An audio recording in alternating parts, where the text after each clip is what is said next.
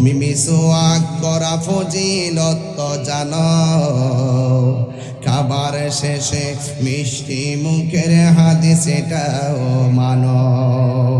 শুধু হক কথাটা উচ্চ সুরে বলতে পারো না, অন্যায় দেখে বারদ হয়ে জ্বলতে পারো না, ঠিক না?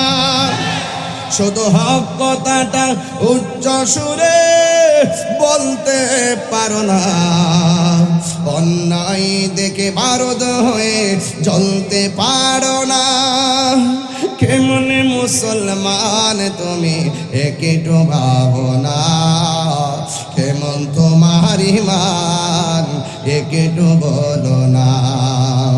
কেমন মুসলমান তুমি একটু বলো না, কেমন তোমার ঈমান